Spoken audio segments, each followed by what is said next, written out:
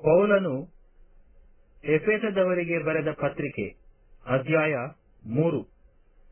ಪೌಲನು ತಾನು ಮೇಲ್ಕಂಡ ಸತ್ಯಾರ್ಥವನ್ನು ಪ್ರಕಟಿಸುವುದಕ್ಕೆ ನೇಮಕವಾದವನು, ಅದರ ನಿಮಿತ್ತವೇ ಸೆರೆ ಬಿದ್ದವನು ಆಗಿದ್ದೇನೆಂದು ಹೇಳಿ ಅನ್ಯ ಜನರಾದ ಕ್ರೈಸ್ತರಿಗೋಸ್ಕರ ಪ್ರಾರ್ಥನೆ ಮಾಡಿದ್ದು. ಹೀಗಿರುವುದರಿಂದ ಅನ್ಯ ಜನರಾಗಿರುವ ನಿಮ್ಮ ನಿಮಿತ್ತ ಕ್ರಿಸ್ತ ಯೇಸುವಿನ ಸೆರೆಯವನಾದ ಪೌಲನೆಂಬ ನಾನು ನಿಮಗೋಸ್ಕರ ಪ್ರಾರ್ಥಿಸುತ್ತೇನೆ. ನಿಮಗೋಸ್ಕರ ನಿರ್ವಹಿಸುವುದಕ್ಕಾಗಿ ದೇವರು ನನಗೆ ಕೃಪೆಯಾಗಿ ಕೊಟ್ಟ ಕೆಲಸವನ್ನು ಇದುವರೆಗೆ ಗುಪ್ತವಾಗಿದ್ದ ಒಂದು ಸಂಗತಿ ದೈವ ಪ್ರಕಟಣೆಯಿಂದ ನನಗೆ ತಿಳಿಸಲ್ಪಟ್ಟಿತೆಂಬುದನ್ನು ನೀವು ಕೇಳಿದ್ದೀರಲ್ಲ. ಅದನ್ನು ಕುರಿತು ನಾನು ಹಿಂದೆ ಸಂಕ್ಷೇಪವಾಗಿ ಬರೆದಿದ್ದೇನೆ.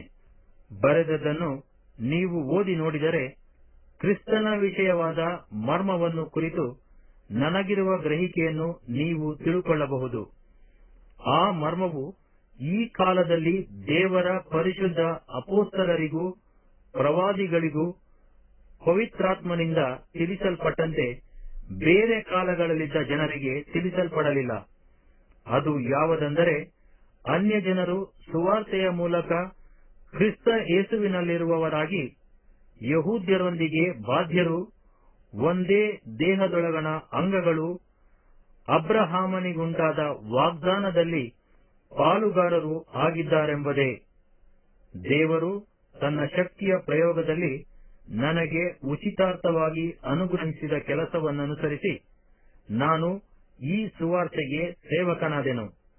ನಾನು ಕ್ರಿಸ್ತನ ಅಪ್ರಮೇಯವಾದ ಐಶ್ವರ್ಯದ ವಿಷಯವಾದ ಶುಭ ಸಮಾಚಾರವನ್ನು ಅನ್ಯ ಜನರಿಗೆ ಪ್ರಸಿದ್ಧಿಪಡಿಸುವ ಹಾಗೆಯೂ ಸಮಸ್ತವನ್ನು ಸೃಷ್ಟಿಸಿದ ದೇವರಲ್ಲಿ ಆದಿಯಿಂದ ಮರೆಯಾಗಿದ್ದ ಮರ್ಮವು ಪ್ರಕಟವಾಗುವ ವಿಧ ಎಂಥದೆಂದು ತಿಳಿಸುವ ಹಾಗೆಯೂ ದೇವಜನರೊಳಗೆ ಅತ್ಯಲ್ಪನಾದ ನನಗೆ ಅನುಗ್ರಹಿಸೋಣವಾಯಿತು.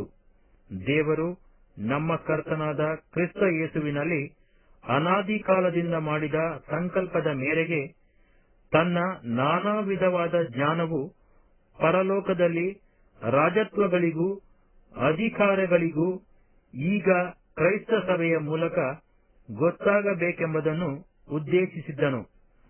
ದೇವರ ಸಾನ್ನಿಧ್ಯ ಸೇರುವುದಕ್ಕೆ ನಮಗಿರುವ ಭರವಸವುಳ್ಳ ಧೈರ್ಯವು ಕ್ರಿಸ್ತನಲ್ಲಿ ಇಟ್ಟಿರುವ ನಂಬಿಕೆಯ ಮೂಲಕ ಆತನಲ್ಲಿಯೇ ನಮಗೆ ಉಂಟಾಯಿತು. ಆದದರಿಂದ ನಿಮ್ಮ ನಿಮಿತ್ತ ನನಗೆ ಉಂಟಾದ ಕಷ್ಟಗಳನ್ನು ನೋಡಿ ನೀವು ಧೈರ್ಯಗೆಡಬಾರದೆಂದು ನಿಮ್ಮನ್ನು ಬೇಡಿಕೊಳ್ಳುತ್ತೇನೆ. ಈ ಕಷ್ಟಗಳು ನಿಮಗೆ ಘನವನ್ನು ಉಂಟು ಮಾಡುತ್ತವಷ್ಟೇ.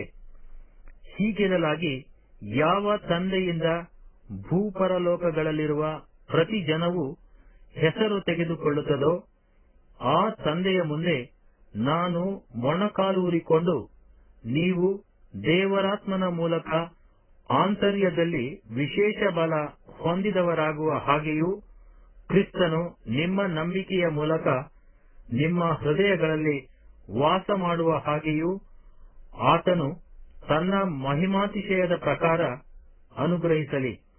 ನೀವು ದೇವರ ಪ್ರೀತಿಯಲ್ಲಿ ನೆಲೆಗೊಂಡು ನಿಂತು ಅದರ ಅಗಲ, ಉದ್ದ, ಎತ್ತರ, ಆಳ ಎಷ್ಟೆಂಬುದನ್ನು ದೇವ ಜನರೆಲ್ಲರೊಂದಿಗೆ ಗ್ರಹಿಸಲು, ಜ್ಞಾನಕ್ಕೆ ಮೀರುವ ಕ್ರಿಸ್ತನ ಪ್ರೀತಿಯನ್ನು ತಿಳುಕೊಳ್ಳಲು ಪೂರ್ಣ ಶಕ್ತರಾಗಿದ್ದು, ದೇವರ ಸಂಪೂರ್ಣತೆಯ ಮಟ್ಟಿಗೂ ಪರಿಪೂರ್ಣರಾಗುವ ಹಾಗೆ ನಿಮಗೆ ದಯಪಾಲಿಸಲಿ ಎಂದು ಆತನನ್ನು ಬೇಡಿಕೊಳ್ಳುತ್ತೇನೆ. ನಮ್ಮಲ್ಲಿ ಕಾರ್ಯ ಸಾಧಿಸುವ ತನ್ನ ಶಕ್ತಿಯ ಪ್ರಕಾರ ನಾವು ಬೇಡುವುದಕ್ಕಿಂತಲೂ ಯೋಚಿಸುವುದಕ್ಕಿಂತಲೂ ಅತ್ಯಧಿಕವಾದದ್ದನ್ನು ಮಾಡಲು ಶಕ್ತನಾದ ದೇವರಿಗೆ ಸಭೆಯಲ್ಲಿಯೂ ಕ್ರಿಸ್ತ ಯೇಸುವಿನಲ್ಲಿಯೂ ತಲತಲಾಂತರಕ್ಕೂ ಯುಗಯುಗಾಂತರಕ್ಕೂ ಸ್ತೋತ್ರ. ಆಮೆನ್.